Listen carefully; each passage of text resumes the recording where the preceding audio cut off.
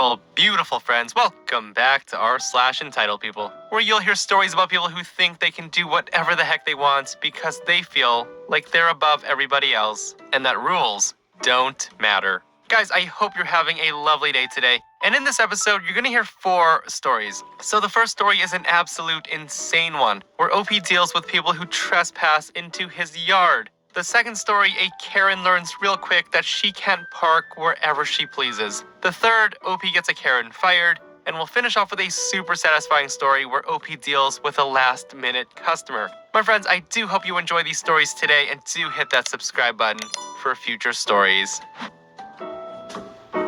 So for some background, I'm a combat veteran and a school teacher. And at this time, my wife was a school teacher as well. So I bought my first house 12 years ago. It was in a lower middle class neighborhood with a lot of working class families. My house had a pool in the backyard, and my parents bought me and my wife a hot tub as a housewarming gift. So 2 weeks after moving in, we found a stranger and 6 teenage kids swimming in our pool when we got home.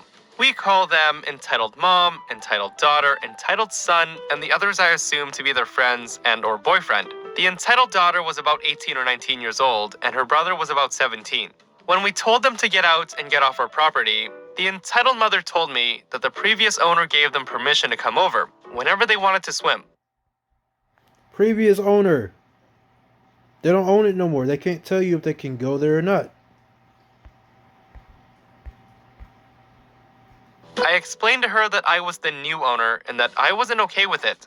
I told her that not only do I not know them, but there's a legal liability for me if they got hurt. She yelled and fake cried and saying I was a bad neighbor. I was being selfish and forcing her kids to sweat in the summer heat. She told me, That's my problem. Why?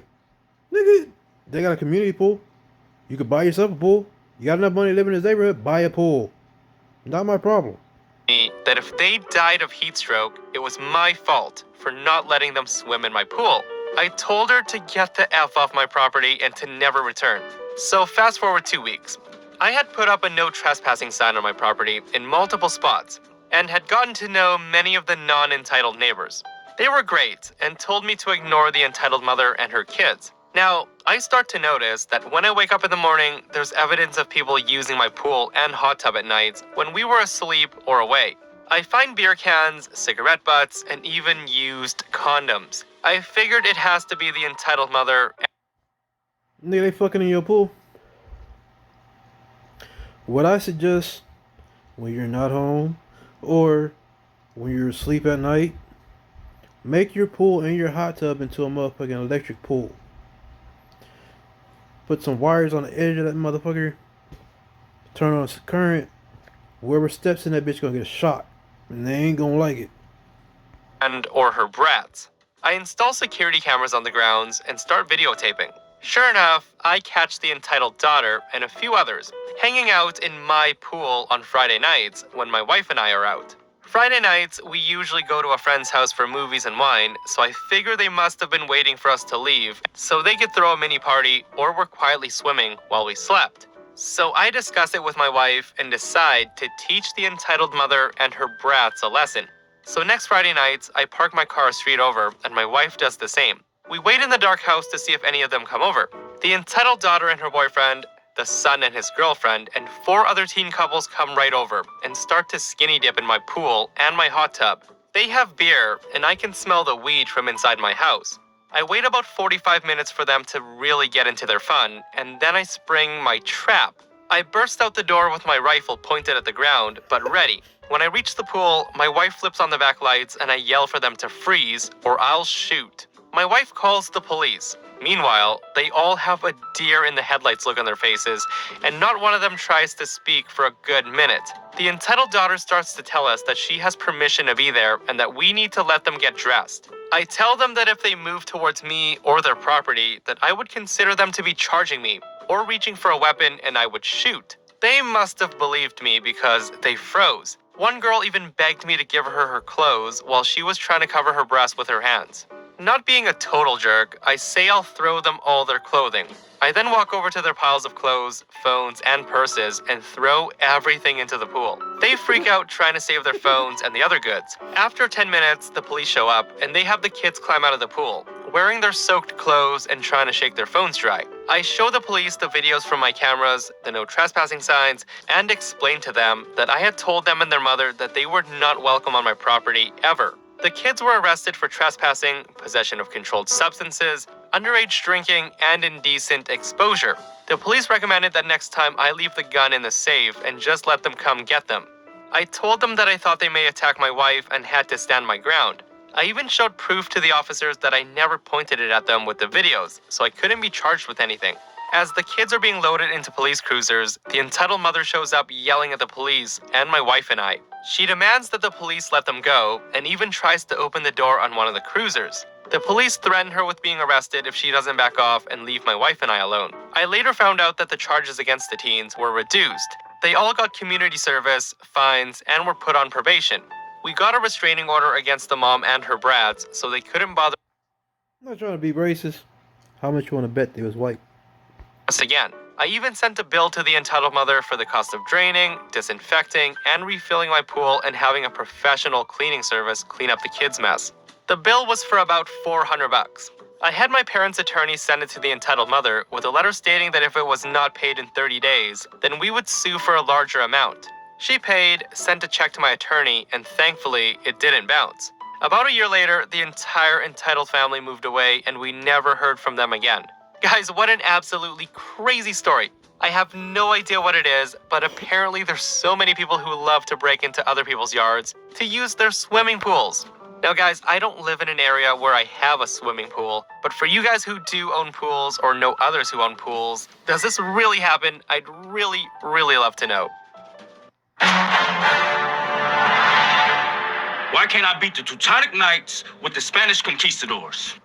The Spanish conquistadors played a big role in conquering the Americas, and the Teutonic Knights were able to form their own country. While they might have been the strongest cavalry at the time, So, I ended up ruining someone's day a while back over a little sign that reads, "No parking, loading zone between 8 a.m. and 5 p.m., Monday to Friday." I was delivering to a strip mall. The place doesn't have a rear delivery area, so by design, there's blocked off areas on the side of the complex to allow delivery vehicles, garbage, and courier access to unload during the day. The place also has a medical center next door. The medical center charges for parking, and the strip mall doesn't. So cheap people will park and walk over, even though a multitude of signs saying you can't do that are plastered all over the lot. So the complication is that the loading area is closest to the medical arts building. It has parking lines laid down, but is signed no parking. Loading zone between 8 a.m. to 5 p.m. Dozens of cube trucks use this lot daily for their needs. However, it's not often that a full-size semi, me, has to use it. Now, I need every inch of that lot to position properly so I can get the freight off and on my merry way. Often I'll arrive and there's a single car or two occupying a space. They're a bother but can be negotiated around easily. On this morning though, I roll into the lot and a full-sized Escalade pulls in behind me and parks right beside the loading ramp and in the one spot that absolutely ruins my approach. There is literally 50 spots in the loading zone to choose from, and like over 100 spots in the actual parking lot. I roll down my window and motion that I need to use the ramp. Now, most self-aware, self-conscious people would get the hint. You see a truck that needs to unload its stuff, you see that you're possibly blocking its access, so you move. Now, most people would realize that. Most people. Nope. Mrs. Self-Important, aka Karen, decides that she's parked. Y'all can deal. She unloads her booger ears into the stroller and obviously ignores me and flips me the bird as I'm protesting her parking choice. Before she pops in the door, I give one last, "Great example you're setting for the kids, lady." And that once more earned me some shade and an obscured middle finger salute. Fine then. I have nothing but time on my hands. I called the towing number on the sign, and they say they're less than an hour out. I then called my store contact who spotted my reversing, and he also called the towing company to complain. With an extra pair of eyes, I placed my truck inches from her back bumper, I snapped a couple of cell phone pictures for liability coverage, and then started to unload. Then karma came calling, self-addressed to Mrs. Self-Important. A compactor garbage truck came through to empty out the mall's bins a little over to the right of Karen's parking spot. After some eye rolls from the garbage truck driver, the empty bin miraculously managed to end up blocking her only path of escape after my tight squeeze parking. Oh crap. She's hemmed in now. So I got a crew of guys unloading me, and we're all anxious knowing that things might take a turn south. Finally, the fruits of our labor ripen. The tow truck arrives, looks at the situation we've created, and is nothing but laughs. He's snapping pictures of the mess. He dollies the wheels of the Escalade and slides it perfectly out and onto his flatbed. 10 minutes later, and he's gone. Security arrived during the tow out and remained. Sure enough, 90 minutes after leaving, Karen's returning from the medical center with Rugrats in tow. She goes from 0 to 100 in an instant. She demands to know where her car is. One of the guys unloading me hollers, "Oh, the one blocking the ramp? It's towed. It was towed over an hour ago." Her phone is out in an instant, videoing us, claiming harassment, theft, damages, etc., etc. She's on 911 in a flash, accusing us of stealing her car. And in the most professionally condescending tone possible, explains to her how the tow-away loading zone works and gives her the contact for the company who towed it.